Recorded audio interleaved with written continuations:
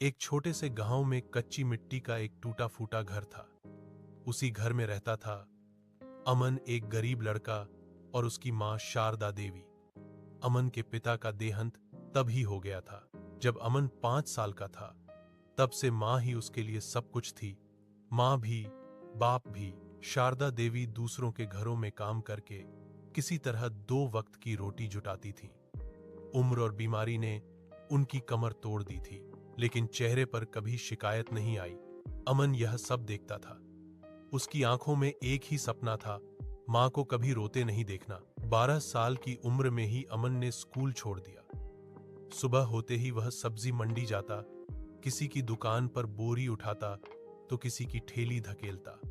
शाम को वही अमन मां के लिए दवा लाता, उनके पैर दबाता और कहता, मां चिंता मत करो, एक दिन सब ठीक हो जाएगा।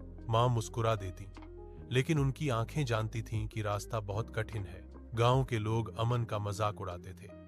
गरीब का बेटा है, जिंदगी भर मजदूरी ही करेगा। कोई कहता, पढ़ाई छोड़ दी, अब क्या बनेगा। लेकिन अमन के दिल में हार नहीं थी, संघर्ष की आग। एक दिन मां बहुत बीमार पड़ गई। अस्पताल ले जाने के पैसे नहीं थे। अमन पूरी रात मां के पास बैठा रोता रहा। उसी रात उसने खुद से वादा किया, अब सिर्फ जीना नहीं, बदलना है। अगले दिन से अमन ने काम के साथ साथ पढ़ना शुरू किया। पुरानी किताबें कबाड़ी से लाता, रात को लालटेन की रोशनी में पढ़ता। दिन में मेहनत, रात में पढ़ाई, यह उसकी दिनचर्या बन गई। कुछ सालों बाद अमन शहर चला गया।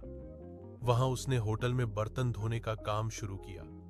मालिक सख्त था, काम कठिन, लेकिन अमन चुपचाप सब सहता रहा। खाली समय में वह होटल के अकाउंट्स, ग्राहकों से बात करने का तरीका और बिजनेस समझने लगा। एक